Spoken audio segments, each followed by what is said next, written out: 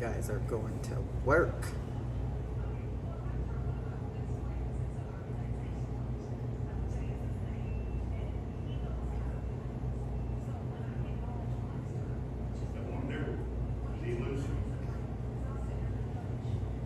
I feel like they're having super fun right now.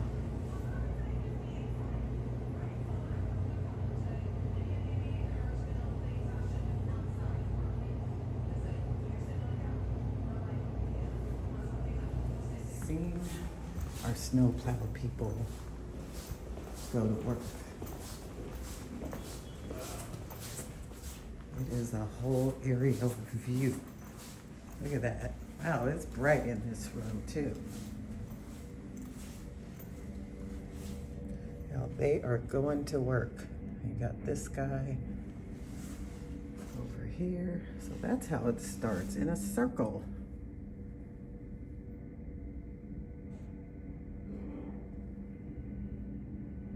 It's a whole 1 degrees, by the way, outside. Tomorrow it's going to be even colder.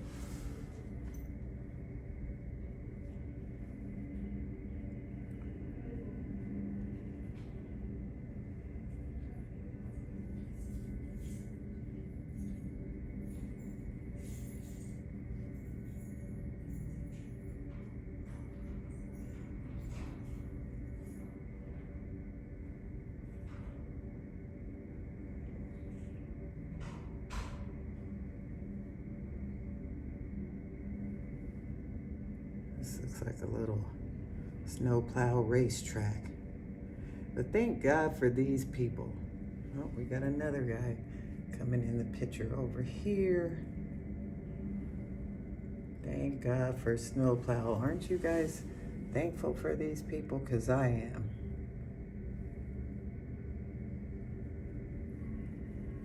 So they're just going to keep going round and round until this whole thing is clear, or at least as much as they're doing today.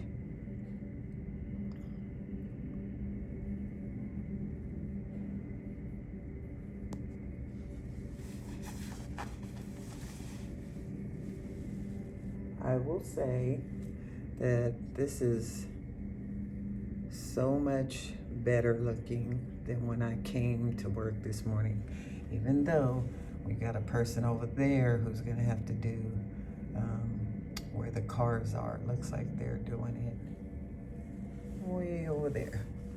It's not way, but I wonder if we should be moving our cars so they can clear out that area as well.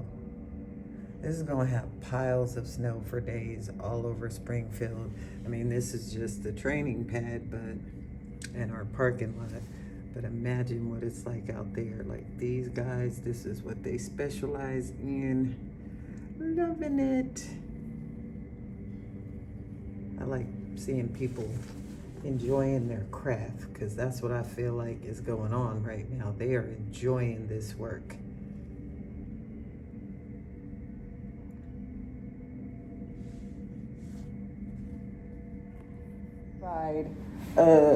Trainers. Good morning. Hey, everybody. Good morning. Hello. So how you doing? I'm doing well. I just got done with the new, well, every year you have to renew your PSC. So I did that. Did all my CBTs on last evening. Okay. I sent my photos in, and Stan has already approved. I've seen them all. Your truck is clean. Y'all, we didn't do truck inspections because there was snow on the ground yesterday. It was a mess. I'm so thankful to see these people out here working, but your truck is very clean, very good. And it smells just like this mahogany. I smell you. He came in with the fragrance. All Come right. on, somebody. That is like a unisex Yes, fragrance too. yes. That is very. Yes. I love it. I like good smells. So what did you learn?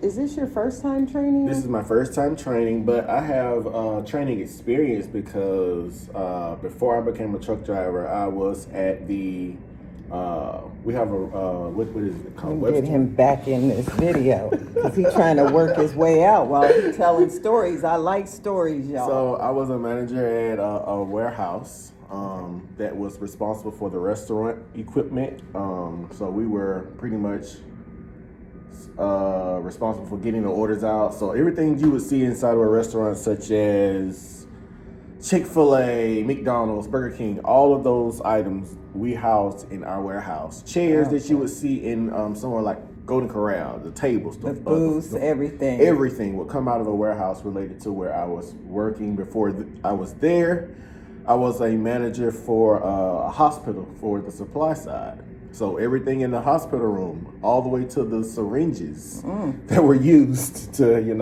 help the nurses or what have you. Responsible for those. The items that they use in the operating room, responsible for helping those. So you had a team of people you had to work with. And I was always training. Always training. So this is the perfect next move for you. Especially with the fact that I ran 5 McDonald's in my city. So. Oh, Jesus.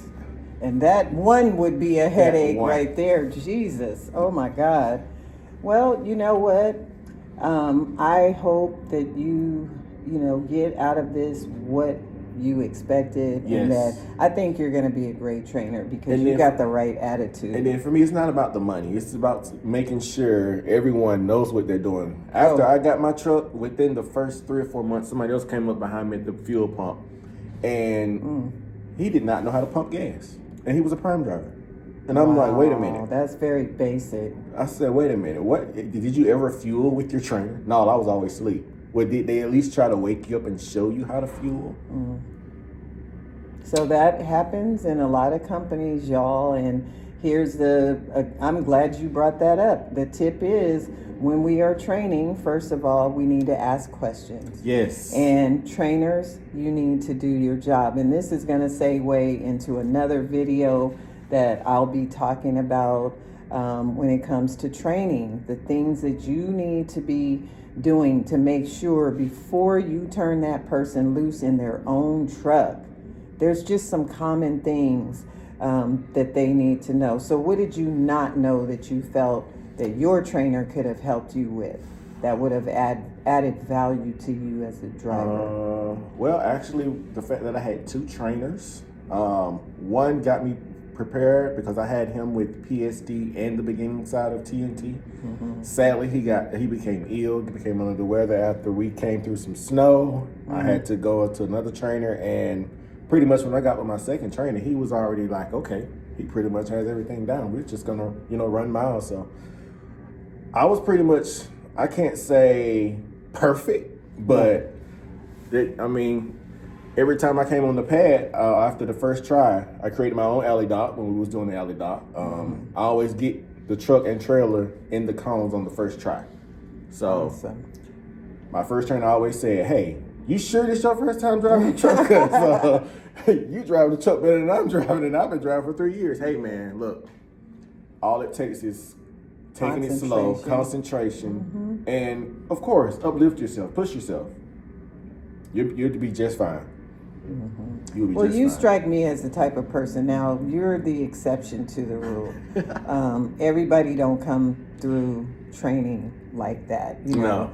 They don't really, I don't think a lot of people are mentally prepared for what to expect when learning to drive a truck. And honestly, guys, it's not hard. Please don't think that it is, because it is not hard. It's just a matter of getting out of the mindset of driving a car versus driving a big rig. That is the biggest thing, is the mind shift. When you first get in a truck for the first time, if you've never been in a big vehicle, it's going to mess with you, because you're going to be like, oh my God, I'm about to be responsible for this big old thing. And probably the first time you drive a truck, the trailer's going to be empty, right? Then when you get a loaded truck and trailer, I mean, you're going to feel, Lord have mercy, intimidated. What was it like for you the first time? Oh my God. It was full. Oh my God. You can feel it when you're slowing down, when you're taking off, versus when it was empty, you was out here on the pad and what have you. Like, oh my God, is it really that heavy? Is this really 80,000 pounds? Because without the trailer being full, you know, you're pulling your truck and your empty trailer. You're about, I'll say, up to 40,000 pounds or 35,000 pounds. And now you get a load. It's heavier. It takes longer to take off. It's just wow. Mm-hmm. But it feels amazing once you get the hang of it. The jitters, they leave. They go away. Because when you were training, you were in an empty trailer and you felt like, ooh, I got this, no problem. I got this, no problem. Then you got that loaded trailer. Oh my God, getting on the expressway. It's almost like pulling weight while you're accelerating, guys, if that makes any sense. And it is a difference. That's where you find out where your courage is, really. Mm-hmm. And so then, you know, after you finished your training and you got your truck and you went out there for the first time, what was that like? All right, it's time to do it. It's time to get out here with the big boys. That's just it. It's time to do it. Just put all this training that you went through and put it to work. And left here, actually got a load going to Arkansas. Mm-hmm, which is not far. Oh my God, those back roads. That's what gets you going to Arkansas. I hated those back roads. But I left Arkansas, went over to Las Vegas, Nevada. From there, went up to Oregon. First time driving in the mountains by myself. And I'm a Georgia boy, so I ain't used to that. Got you. So finally went all the way over to the West Coast by myself this time. Went up to Oregon, left Oregon, got me a onion load coming from Washington State, heading all the way back down to Georgia. Lord Jesus. That is a long drive. In case y'all need to break out an atlas so you can see what that's like. Jesus. And when you're new, everything feels scary. Even though you've been on a truck with a trainer or you've trained at a truck driving school, there's nothing like once you go solo. So before you go any further, what are some of the things you felt that you could have learned during your TNT training that would have added value to you as a driver? More when in the mountains. At first, the Jake brake. Oh, good Lord. Because you don't want to be in the mountains and holding your brake while coming down those hills. Absolutely not. That's how, for one, you lose your brakes. And next thing you know, you done burnt them up, and now you don't have any brakes, period. Oh, my God. And that's another error that's in the making right there. You don't have brakes. You can possibly won't be able to stop, and now you're scared going down the mountain. So the Jake braking. The Jake braking was something. So did you learn that as you got up there on a mountain, or would you say, was that during training? You might have had one or two mountain trips. One or two mountain trips during training. And then the rest you learned the rest was learned on my own. And then also, okay, so of course you slow down when you're going in a curve. Every now and then you'll see some of those FedEx drivers, UPS drivers, or what is it, CFI, something like that. You'll see them with those doubles and triples. And they're flying past you in the curve. You're like, wait a minute, what are they doing? I can do better. What are they doing? So then all of a sudden, you're slowing down, but you learn to throw your Jake brake on and smooth yourself through the curve. You're going through the curve and you're like, wow, you just coasted through water. I got to the point, I'll tell you, once I figured out how to climb up and down mountains, man, that became so fun for me. It is fun. I mean, I throw that Jake on. They tripped out at one time. My brakes were squeaking on a new truck. I pulled into the Salt Lake terminal, and they were just complimenting my brakes because they know I had been through a lot of snow up and down mountains and all that, and they were complimenting. So what had happened was some snow got in between my pads, and it caused that squeaking. And they said to me, somebody's been really using their Jake brake well, because these pads, based on what I'm looking at, should be more worn down than what they are.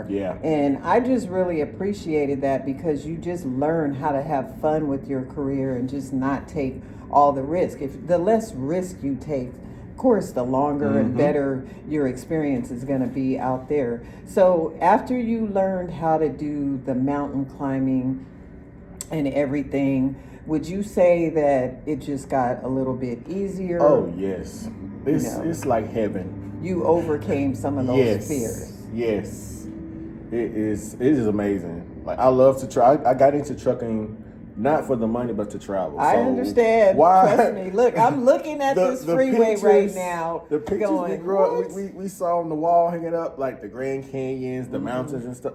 I see that. I actually get out, take pictures. I can touch the snow, the feet of snow that I've normally seen on pictures and movies and what have you. So let me ask you: have you ever been to Ghost Rock, Utah? That is one of the most beautiful areas. It borders the Grand Canyon. It's way off in the horizon. It's some of those back roads, and I forgot what highway that was, but I went on one. Beautiful. I went on one back road in Utah, and Lord have mercy, it's like I'm here. And if you look to the right hand side, it's a nice, beautiful blue lake. And I'm looking at it, I'm like, that's real beautiful. But and on the other side of me is the mountain wall. So I'm like, what in good havens were they thinking when they created this U.S. route? With God, that's His creation. I can't. But it was beautiful. It was beautiful. So that was another thing that I enjoyed during my driving career, was all the beauty that I was going to see. I was just a California girl my whole life. In fact, this is the first state I've ever lived in outside of my home state of California, and I love it because there is a lot of adventure here. You just got to go where it's at. You know, I love that you can do mountain stuff. You can do, all kinds of other things. There's hiking trails out here. And so that is keeping the adventurer in me that wants to go back to a truck. I get those experiences through doing that stuff. So you became this solo driver, you got comfortable in your career. What would you say are the challenges now that you've gotten comfortable and you're fully aware of what to do and what not to do? What are the challenges and what are the good things? A challenge, my main challenge, I could say, once I became a lease op, taking my foot off the gas pedal. Yes, because controlling the fuel costs. My net fuel cost was up there. Now my net fuel cost is 8 cents. Oh, that's amazing. Okay. My MPG was always at 8.1 or something like that. Now, in a Kenworth at that. Now I am at a 9.6 here, or love it. Every now and then I'm touching like 8.7. So you've learned to manage all that. So not only is he, you've been driving how long now? I've been a driver for 1 year and that's amazing. At 1 year. 4 or 5 months. So he went from coming through our training program to becoming a solo driver, and he is a lease or independent contractor, learning to run a business, which I see no problem for you doing that because of your background. Yes. But everybody can't do that. So before you come out here and decide I want to go lease a truck, you better think about that, because that's where you got to put the big unders on. It's not for the weak, and you got to really know what you're doing in that. So what have been the challenges even in that? So I have a 3-year-old daughter. So you miss out on growing up. You miss out on holidays. This was my first Christmas not being at home. I can hear that in your voice. Your voice shook just now. This was my first Christmas not being at home. I'm always at Christmas, so that miss birthday parties, you miss family time. But with me managing my business the way I do, I at least go home if I'm not, called to be at home. I go home every 5 to 6 weeks. I would take maybe 5 days off, and then I'm back on the road. But now, as a new T&T trainer, we're going to have to, make some changes with that, because now you don't have to worry about yourself. You're also worrying about a student. They're looking up to you, making sure you teach them the ins and outs, and just make it a fun experience. Because with my first trainer, he didn't just make it about driving a truck. Everywhere we went, we was out having fun. We always found a mall. We showered and worked out. Turned it into a lifestyle. Yes, at Planet Fitness. I don't really go to a truck stop. I understand. We go to the mall. I went to Motor City and enjoyed. Oh my God. We went to the casino. We didn't gamble, but we went to the casino. We looked at things, had that fun. Went to different restaurants. So you got out of the truck turned that lifestyle into something that was special and kept you wanting to stay in the lifestyle, and you get to travel. By the way, tell everybody your name, because I just started. They're going to ask me, this goes on YouTube, just so you know. Wow. But they're going to ask me, who is that? So my name is Dontrelvius Parks. I am originally from Albany, Georgia. I am a 31-year-old male. I attended Albany State University, where I was also the drum major at Albany State. And now I am the drum major instructor at Albany State. That's crazy. So he's had a whole other lifetime at life. the young age of 31. Now, I'm saying that as a older, wiser 58-year-old. 58, you don't look a day of it. Everybody says that, but it is true, and my body says it every day. And as much as I miss being out there seeing those trucks, I know darn well I do not want to get back in a truck. For me, I just want to travel. Actually, I think I was out here on the pad when I first got here. I saw, who's that young lady that's driving that truck on the pad? Oh my God! You were showing somebody what to do and how to do it or what have you. But I'm like, well, dang. Yeah, everybody thinks that until I tells the truth. I ain't trying to be no youngster out here. I've had my fun in trucking and in life. Yes. It's over.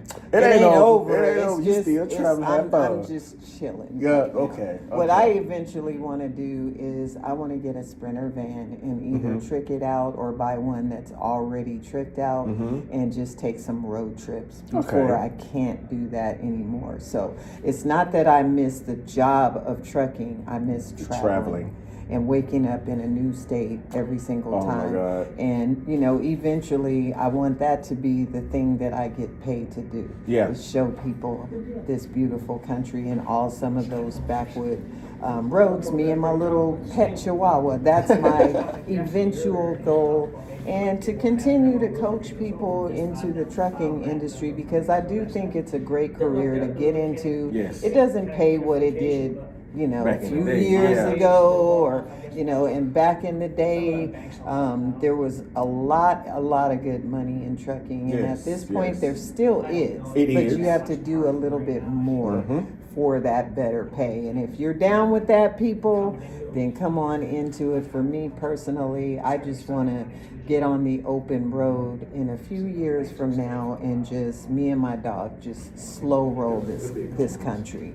So I'm looking forward to that for myself. Anything else you want to add? Because I'm going to cut this down. We had 20 minutes on this video. You would be surprised in a truck that you could actually hit all 48 states in under a year. Facts. That surprised me. So. And you won't comb every single, area in the states, but you can cover it because you're just constantly moving, going load to load to load. Man. What has been the high of your coming into the trucking industry? The high, I would say the traveling and the money that, I've made and saved and what have you. The lows would be traffic. Nobody likes that. And the 4-wheel drivers that are still constantly learning how to get on the expressway. Oh my gosh. Now you said that. I'm gonna add into it distracted drivers, and that includes truck drivers. Yeah. That's probably one of the hardest things to deal with. I remember myself and a couple of the examiners, we went and took some trucks and trailers to some trailers to Manuka, to that terminal, and then we drove the pad trucks back. Right. And so I could see coming in the distance, I'm at the back, you know, their trucks were a little faster. So I'm going 58 back here. And I'm seeing this truck come flying up in my mirrors, and he's weaving. Just slowly weaving. We're on this 2-lane highway. We're coming up. I forgot where we were. And all I saw was weaving. Right as he's passing me, guess what I saw? He's got his cell phone right there at his steering wheel, and he's just driving. He's so in the zone, he's just flipping. Wait, did he have his foot propped up on the side? Nah, he didn't do that part, okay. but he was holding on to the steering wheel and flipping. Guys, that is so freaking dangerous. Like, you're putting everybody else's life on the line. Yes. Just to check messages on Facebook or whatever it is. Don't be that driver out here. Make a conscious decision that you're going to be safe and you're going to be focused. Put that phone in your sleeper. Put it in your glove box. You can have a Bluetooth on, like I have on right now, one button, and I'm answering the call. Yep. But you do not, if you absolutely need to stop and check messages, pull over safely, and don't do that to other people's safety. You know, you're trying to get home. You're trying to get there to your most important destination, which is your family and friends. And you can't do that when you're out here texting and driving. Or some people have even been on YouTube watching movies or videos while they're going down the highway. That is ridiculous, y'all. So that part. Anything else you want to add before I shut this down? Good. Because I really appreciate you just showing up.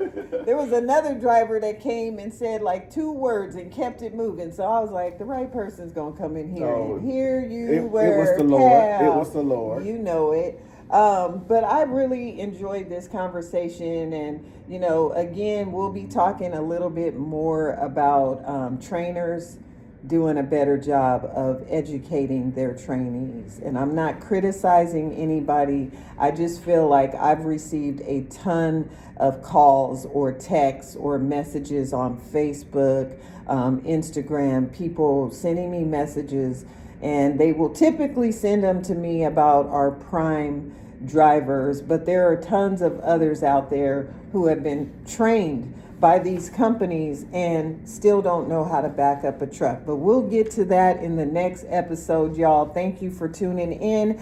Don't forget to hit like, subscribe, share, hit that notification bell, and I will see you on the next video. Bye. Looking a whole lot better, but you see how this ground in here was looking when I got to the other side. It was nice and clear, and it was easier for me to be able to just go to the other side of that mountain and head home. Right out here, this is all ice. They put salt down. Some of that is starting to melt, but this morning, if you look right over in here, this right here was hard to walk from the path that was clear from salt. I had to like kind of cautiously walk across all of this morning because it's all ice. It is literally 1 degree outside, y'all.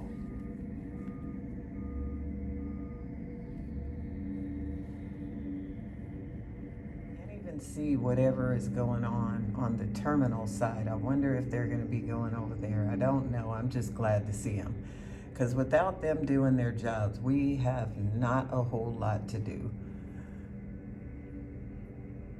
I mean, I've spent some time going live with our women drivers this morning, talking about winter weather conditions here in Springfield, Missouri.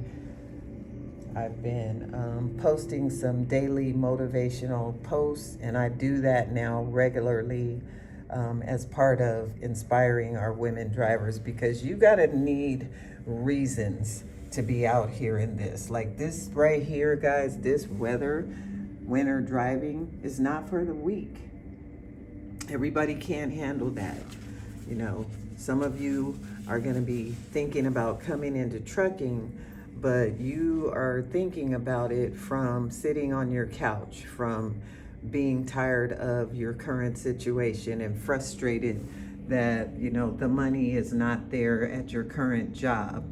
And so when you actually come out here, you got to realize that in the wintertime, these are that looked like a near accident right there. But anyway, they know what they're doing. These are the conditions you got to be prepared for in the wintertime. And if you're ready for an adventure and you're not a risk taker that's going to risk to the point where you're putting yourself and other people in harm's way, you're a safe driver, you got a good background as far as your safety record, then this could be something for you if you like to travel no matter when.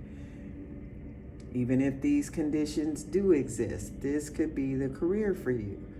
But if you're the type of person who fears new opportunities and growth, because you will grow during this process, then it might not be for you. And you know, even though we're a training program here at Prime, everybody's not ready for this. And so, you know, got to be able to assess where you are as an individual if you're coming into this. And this is just here in Springfield. I am pretty sure that there are circumstances everywhere where snow is prevalent and dominating these areas. And so as you're watching all these winter stories all over the country. Huh? You know they're having fun doing that. They are. I love watching them because I like people enjoying their work. Yeah. But this is just one area here in Springfield.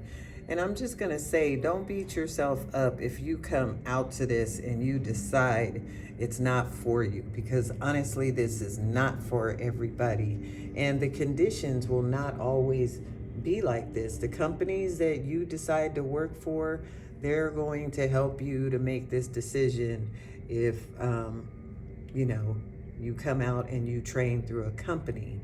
If you're already training at a CDL training program and you're in these conditions, it is a small, lightweight preparation, because you got to remember, if you're dealing with this, you're also dealing with hills and mountains and places where you have to wait for the snowplow person.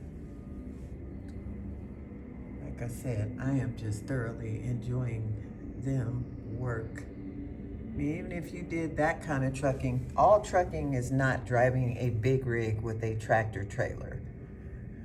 You know, most OTR companies, that's what they do, but there are also straight trucks. There are also, you know, different types of driving, local driving, regional driving. Regional, sometimes your company may put you in a hotel. You know, if you see the freeway out there, guys, you can see their trucks still moving. So the snowplow drivers have done a great job around this city, or else they would not be moving this fast. At least not out there on the freeway. They are clearing it out pretty quickly. Loving it. And then after this, they're gonna have to salt out there. I don't know if they're gonna do it, but anyways, if you're coming out here, just be ready. Be ready. All that stuff that you see on winter driving and you see it on the news, I think it's a healthy way of communicating the message of being safe. But if you've never driven in this, in an 18-wheeler, it would be very easy to feel fear when you're listening to the news. Because this whole storm that came through here, it's moved towards the east. It came all the way from the west. Nebraska, went into Idaho, Kansas came here, but now it's moving towards the east. It's probably already hit the east because this was all day snowing. But when you see this stuff on the news, it's very easy to be discouraged. You don't have to be discouraged. Y'all can feel the draft through this window right now. I'm just thankful these people are here and they are going to town. Wonder how long it actually takes. So they came here at 10 o'clock. It's 10:10. Wonder how long it takes to clear off such a big space as this. And I know it doesn't stop there. Probably have to do other areas around. What's it like where you are right now? Y'all saw yesterday's video. It was a ride home, and I didn't even post all of that. Let me insert some of that. It took me 40 minutes. It usually takes 15 minutes to get home, but I was being cautious. Remember, I've been off the road, and I mean, I would know when I was out there when to shut the truck down, when it was too much. Like if the snow is this high on the ground, you know you're not getting any traction, so why would you even risk that? But there are people who do. It makes no sense to me, but for me, now that I'm not on the road, I really take caution.